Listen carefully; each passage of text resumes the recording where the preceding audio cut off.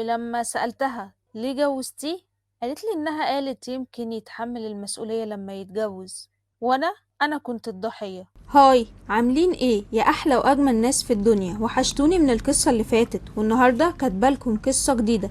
وللي لسه ما يعرفنيش، انا مريان. وما تنسوش لو قصتنا النهاردة عجبتكم ادعموني باللايك والكومنت واشتركوا في القناة علشان تنضموا لعيلتنا اللي هتكبر بيكم.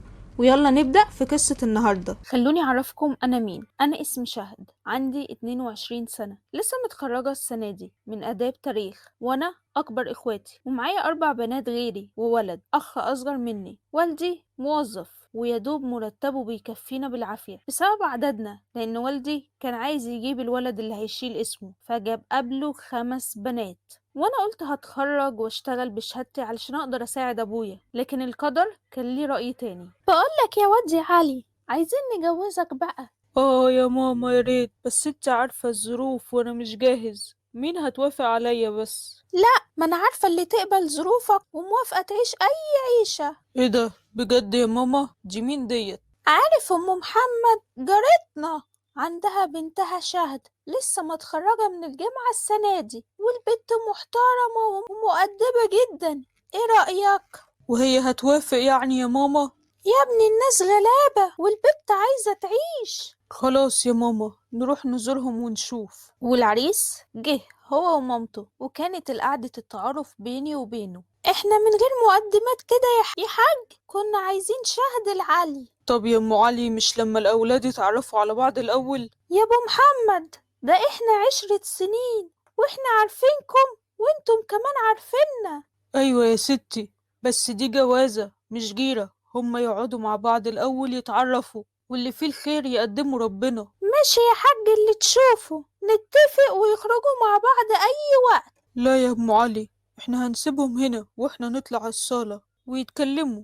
انا مش بحب خروج البنات مع حد متقدم لها من الاول كده. وفعلا سابونا وقعدنا انا وهو مع بعض. انا عرفت ان انت لسه متخرجة، صح؟ لسه متخرجة من كلية آداب. وانت خريج ايه؟ انا خريج كلية حقوق. ايه ده، انت بتشتغل محامي؟ لا، وهو من امتى يعني حد بيشتغل بشهادته؟ امال انت شغال ايه؟ انا حاليا شغال مدير مبيعات في هايبر ماركت. طب ده كويس، انا هكون عايزة اشتغل على فكرة. ماشي، انا موافق، ما قلتش حاجة. صح، هو انت عندك كام سنة؟ انا عندي 37 سنة. ايه؟ كبير؟ لا، بس بشوف الفرق ما بيننا قد ايه، 15 سنة تقريبا، صح؟ مش كتير، ده انسب سن على فكرة. طب والشقة؟ انتي عارفة ان انا الابن الوحيد لأمي، وهنكون بنسكن معاها، مش هسيبها.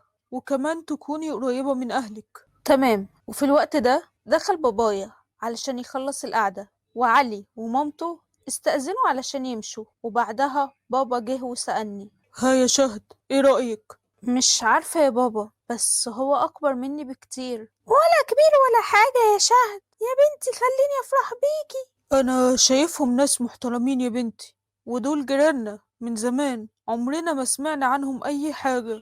أيوة يا بابا، فعلا حتى واحنا بنتكلم كان كويس جدا في أسلوبه، بس مش عارفة، حاسة إني لسه صغيرة وكمان خايفة. بصي يا بنتي، فكري براحتك، واللي انت عايزاه في الاخر هو اللي هيحصل. بس انا ومامتك موافقين مبدئيا، وعايزين نفرح بيكي. وفي اليوم ده فضلت طول الليل أفكر في كلام أبويا وأمي والكلام بيني وبين علي، وكنت شايفة إن خوفي ده لأني يمكن أكون خايفة من خطوة الخطوبة والجواز، لكن حقيقي هو مفيهوش عيب. وتاني يوم قلت لبابا وماما إني موافقة على علي. ماما بعدها قالت لأم علي وحددوا ميعاد علشان الاتفاق.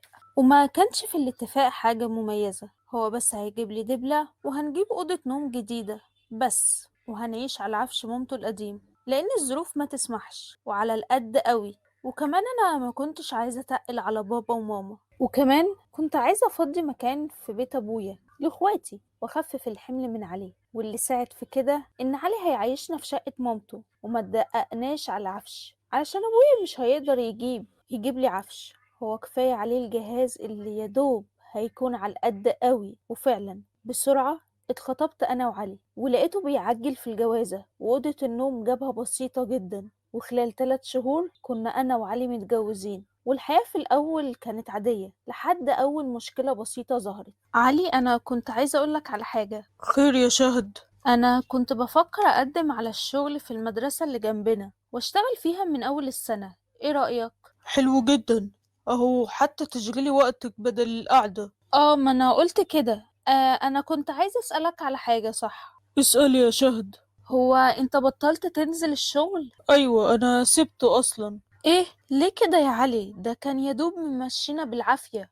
هو ايه اللي ليه؟ انا اشتغل بمزاجي واسيب الشغل بمزاجي، وبعدين هو في حاجة ناقصاكي؟ لما يبقى في حاجة ناقصاكي وبقي تعالي حاسبيني يا هانم. مال صوتكم جايب آخر الشارع ليه يا ولاد؟ انا عارف. شوفي الهانم وعمايلها.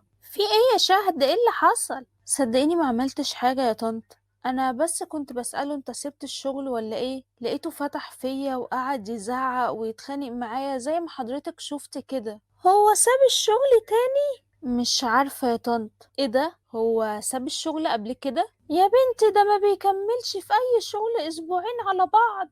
واللي عرفته من مامة علي ان ده الطبيعي بتاعه، ما بيفضلش في الشغل اكتر من اسبوعين. ولما سألتها امال جوازنا جاب الفلوس منين، عرفت انها هي اللي كانت بتحوش من معاشها وعملت جمعيات علشان نقدر نتجوز معاها. وكمان اللي اتفاجئت بيه انها هي اللي بتصرف علينا من يوم ما اتجوزنا، وهو عمره ما دفع حاجة في البيت ولا حتى ساعدها. ولما سألتها ليه جوزتيه، قالت لي انها قالت يمكن يتحمل المسؤولية لما يتجوز. وانا كنت الضحية، ضحية الجوازة دي. ولما رجع مامته عاتبته على الكلام اللي قاله ليا، ولقيته داخل علشان يصالحني. معلش يا شهد، ما تزعليش، حقك عليا. يا علي انا كنت بسألك سؤال عادي، انت اللي عملت حاجات غريبة. معلش يا شهد، انا كنت مخنوق وتعبان علشان قاعد من الشغل، بس خلاص اهو هنزل ان شاء الله شغل من الاسبوع اللي جاي والدنيا هتبقى تمام. الله، مبروك يا علي، بجد فرحتني قوي. ربنا يرزقك برزقنا يا رب. يا رب يا شهد. انا كنت عايزه اقولك على حاجه. قول يا علي. انتي قلتيلي انك ان شاء الله هتنزلي شغل. بالنسبه لمرتبك، ماله المرتب؟ بص يا شهد، انا مش هاخد مرتبك كله، لكن انتي شايفه الظروف والمعيشه والحياه بتغلى ازاي، فهنكون بنساعد بعض لحد ما ربنا يكرمنا. انا فعلا كنت هعمل كده يا علي، وهساعد في مصاريف البيت من غير ما تقول. عقلة والله يا شهد، بس أنا هبقى أخد نص مرتبك علشان ماما ما تعرفش، وأنا هبقى أديهم لها كأنه مرتبي علشان بس شكلي قدامها. وماله يا علي، مفيش مشكلة. وعدت الأيام والشهور ونزلت اشتغلت، وهو كان في شغله زي ما هو. ومع أول مرتب ليا، خدي يا علي أهو ده نص مرتبي. إيه دول يا شهد؟ دول قليلين قوي. ما هو علشان لسه أول سنة شغل ليا بيبقى المرتب ضعيف كده. يلا مش مهم، أهم نوايا تسند الزير. وبعد ما أخد الفلوس بكام يوم. شهد، ما معكيش 200 جنيه؟ إيه 200 جنيه ليه؟ أصل بتاع الكهرباء برا وكنت عايزة أدفع الفاتورة. طب هو أنت ما معكش فلوس طيب يا علي؟ لا، الفلوس اللي معايا مش هتكفي، وأنا مش عارف ماما حطت الفلوس فين، لما ترجع هبقى أرجعهم لك. طيب يا علي ماشي، خد 200 جنيه. واستمر الموضوع ده لكذا شهر. في أول كل شهر ياخد نص مرتبي، وفي نص الشهر ياخد مني فلوس، مرة كهربا مرة غاز أو أي حاجة، المهم ياخد الفلوس وأنا كنت بديله.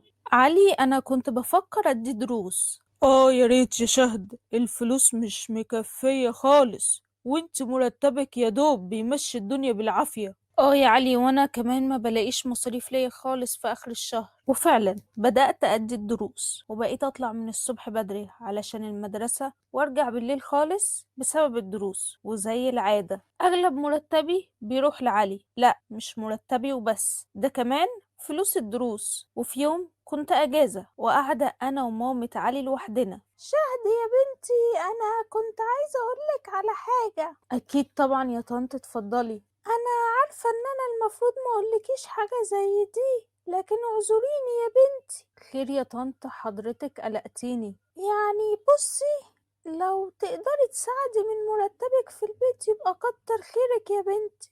المصاريف غليت عليا جدا والمعاش ما بقاش يكفي. ليه يا طنط، هو علي ما بيديلكيش فلوس؟ لا يا بنتي كل فين وفين وبياخد مني اكتر ما بيديني. انا عارفة انه غلط اني اقولك كده، لكن هعمل ايه؟ الايد قصيرة والعين بصيرة يا بنتي، وانت ما بقيتيش غريبة. طبعا يا طنط، حاضر، وحضرتك لو احتجتي اي حاجة في اي وقت قوليلي، ما تتكسفيش. ربنا يكرمك يا رب يا شهد يا بنتي، بس ما تقوليش لعلي يا طنط انك قلتيلي. وانا في الوقت ده اتصدمت. ده السنة الدراسية قربت تخلص وهو بياخد اغلب مرتبي على اعتبار انه بيديه لمامته. امال بيوديه لفين؟ ما بقتش عارفة اواجهه ولا اقول لمامته. طب وحتى لو قلت لها هقول لها ايه؟ طيب طب تعبي وشقاية طول الشهور دي بيروح فين؟ وقتها جات لي فكرة وهنفذها. ولما جه بالليل: ايه يا علي، اخبار شغلك ايه؟ اهو ماشي الحال، بس انا ممكن اسيب الشغل. ايه ده؟ ليه كده؟ هو في حد ضايقك؟ اهو يا شهد، محدش بيقدر تعبي، بشتغل وبعمل مجهود كبير قوي، وفي الاخر محدش بيقدر. خلاص اللي يريحك يا علي.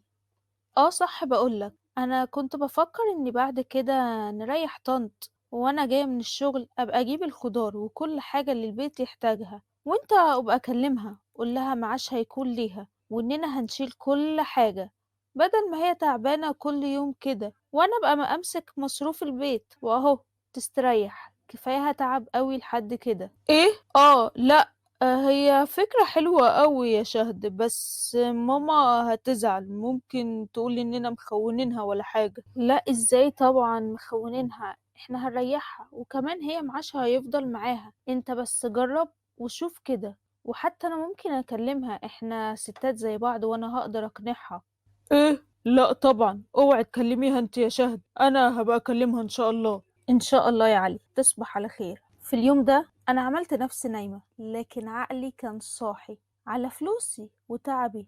واحد يعتبر بيسرق فلوسي، فلوس مراته، ازاي هأمنه على نفسي بعد كده واكون نايمة جنبه وانا مطمنة؟ ما كنتش عارفة اراقبه مثلا ولا اسأله اعمل ايه بجد. بعد كام يوم جه قال لي انه ساب الشغل لكنه هينزل شغل جديد. قلت بس هي دي فرصتي علشان اتأكد.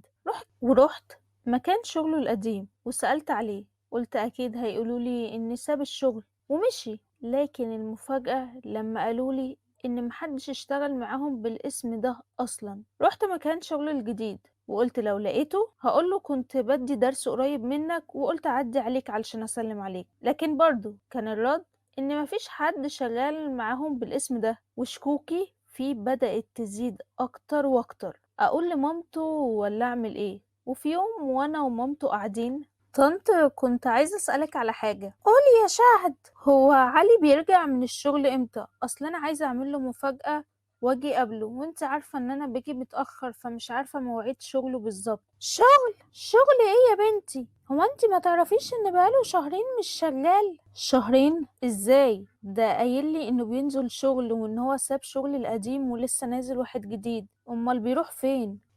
مش عايز يزعلك ولا حاجة، وهو بينزل أكيد مع أصحابه. حسيت إن مامته مخبية عليا حاجة، لكني مرضتش أركز قوي معاها في الكلام أو أسألها علشان ما تقلقش، ومشيت الحياة لحد ما أقدر أفهم فيه إيه بالظبط. وفي بداية الشهر الجديد: شهد، هو فين نص مرتبك؟ يعني ما اديتنيش حاجة الشهر ده. ما أنا قلتلك يا علي هبقى أنا أجيب الطلبات، أنت ما كلمتش طنط ولا إيه؟ لا، انا كلمتها بس هي ما ردتش. هات الفلوس اديها لها وخلاص. طب خلاص أنا هبقى أكلمها وأفهمها. ايه يا شهد، انت ما بتسمعيش الكلام ليه؟ ما بقولك هات الفلوس انا هديها لها. ايه يا علي، انا بقول ان احنا عايزين نريح طنط. وانا قلتلك هي مش راضية. هات الفلوس بقولك. مفيش فلوس يا علي، مش لما اعرف بتوديهم فين الاول؟ انت تقصدي ايه بالكلام ده؟ اقصد انت بتاخد مرتبي بتعمل بيه ايه يا علي؟ يوه، ما انا قايلك بدي لهم علشان مصاريف البيت. وانت كداب يا علي. انت اتجننتي يا شهد ولا ايه؟ لا،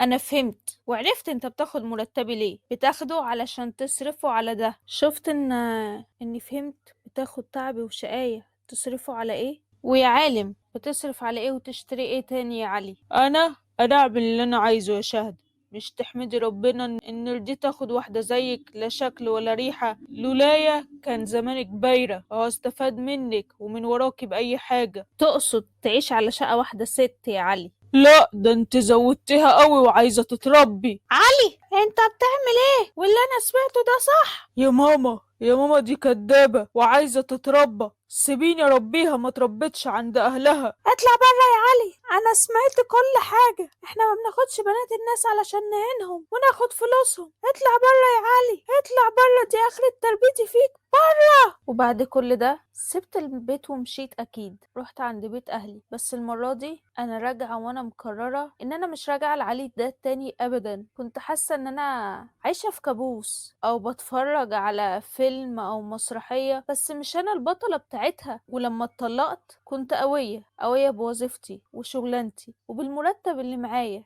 اللي اقدر بيه اصرف بيه على نفسي واساعد اهلي. والجواز مش اي حد هيخبط على بابي هقبله بعد كده، لازم نكون متكافئين وادرسه صح جدا قبل ما اتجوزه واعيش معاه تحت سقف واحد. كده نكون خلصنا قصة النهاردة. لو عجبتكم ما تنسوش تقولولي في الكومنتات واللايك والشير، وهتعبكم في الاشتراك. واستنوني في قصة جديدة من حكاية مريان. بحبكم، باي.